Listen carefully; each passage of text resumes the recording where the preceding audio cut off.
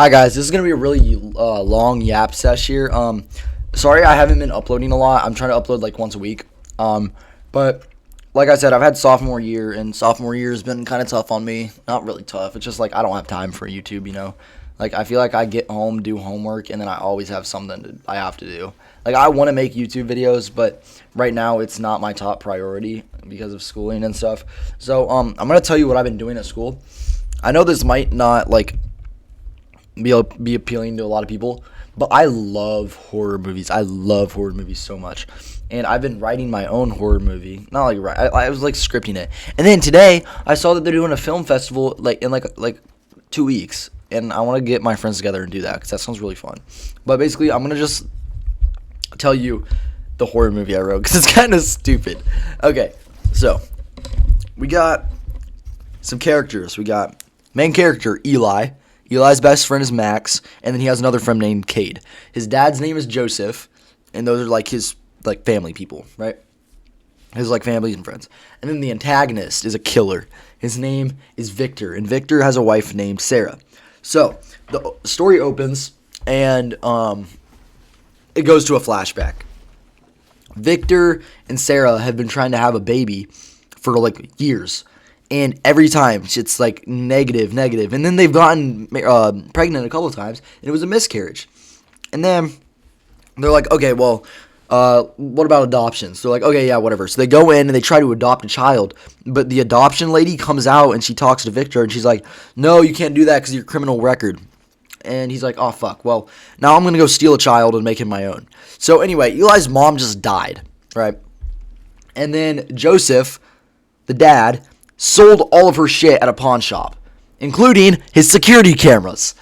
So Victor, he plots out how he's gonna do this. He stalks Joseph's house every night for a week straight, finding his routine. Every single night at 9:25, Joseph takes out the trash.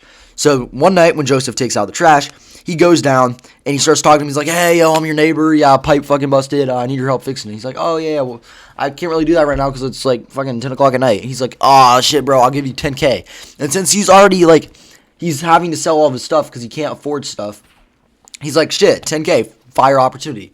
So he goes into the back of his van to help him like move stuff down to the house, and he gets hit over the head with a hammer and knocked out, tied up in Victor's basement. And Victor starts questioning him. He's like, yo, what do you know, or tell me about your kid. He's like, I swear to God, if you fucking touch my kid, I'll kill you. And then Victor kills Joseph. He shoots him with a shotgun. And then, obviously, Eli catches on to this real quick. At first, he's like, oh, shoot, maybe my dad just left. But then him and his friend, Max, are like trying to find evidence, and he goes over to his old neighbor's house, like Charlotte. Her name's Charlotte.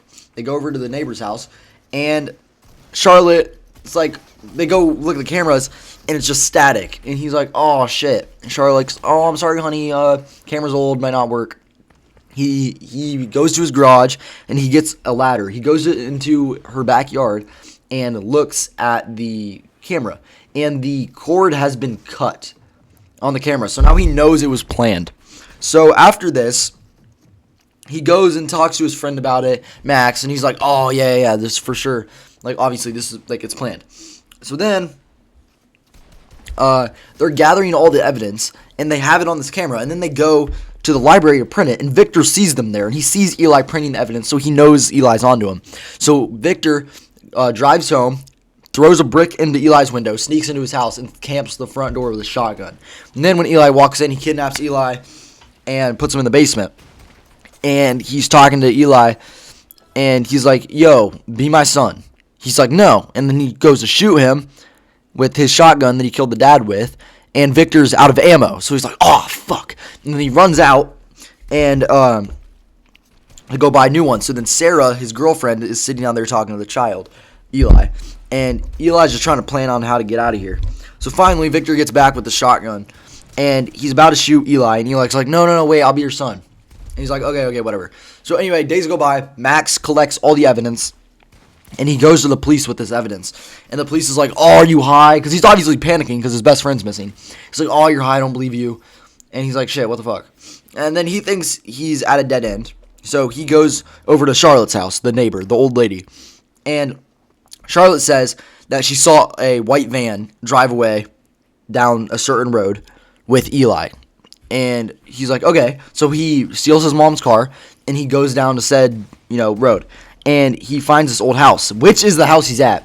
He knocks on the door. Sarah opens it, and she's like, no, this isn't the house. I saw them go down to that house, and she points at another house. So he drives over to that house, knocks on the door, and the person who opens it is the cop.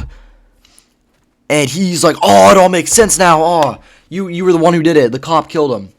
And, which obviously isn't right, or didn't kill him, but he's accusing the cop of taking Eli. And he runs in, he starts pressing Eli. And then Max, his other friend, comes out, and he's like, no, chill, that's my dad. And then they go out in the garage, and he realizes that this cop doesn't even own a van. So after that, he's like, oh, shit, well, now I'm at a dead end. So he's sitting there on his bed at night, and he gets a call. Eli somehow snuck upstairs. It goes in depth in the freaking movie that I wrote. But Eli sneaks upstairs. He finds a mounted phone, and he calls his friend. He's like, hey, this is where I am. I'm on this, cabin in the woods, dirt road that, is linked to a dirt road. He's like, oh, yeah, I know where you are. So Max gets his friend Caden, and they drive to the house. And then the doors are all locked, so Max finds a loose piece of wood and, breaks into the closet. And then he's sitting in the closet. He sees Victor loading a shotgun because he's about to kill Eli. Because, he knows that Eli isn't... He's fucking with him. Eli doesn't actually want to be his kid. He's just doing it to stall. And so Victor sneaks down the stairs, down the stairs to the basement. Max sneaks down behind Victor as he goes down. And Victor opens the door, and Eli has a pipe that he ripped out of the wall. And he hits Victor in the knees with it and runs upstairs. And then... Oh, yeah, I forgot the part. I missed a big part here. When Victor went down to talk to Eli, he explained that he's going to blow the house up. So Eli dies and all the evidence blows up. Or, sorry, he's taking the evidence with him, so there's no chance of it being found. But he's blowing Eli up along with the house so they can restart in a new state. Eli finds one of the bombs that he planted in the house and slides it into his evidence bag. So then Eli barricades himself in a closet. The closet that Max went through that has the hole in the wall that leaves, you can exit the house through. So Eli's hiding in there. So Victor already thinks he's trapped. So he slides a desk or a big dresser in front of the door so he can't get out, not knowing that there's an exit literally in the closet. So he does that, and then he's running out with the bag thinking he won, and then it blows up because Eli put the bomb in it. And then Eli and Max have a little heart-to-heart moment with all the friends, and then the cop shows up and shoots Sarah because she somehow survived the explosion. And yeah, that's about it. It was kind of a not great story, but I'm working on a new one that I'm really excited about. It's called Sonder. And Sonder, the definition is the realization that everybody around you has their own life. They have a life that is as in-depth as yours. And I'm like, dang, that's really cool. So I have this really good idea for a movie. I already started, prepping for it. It's not like I'm ever going to direct any of these. I just really like writing movies.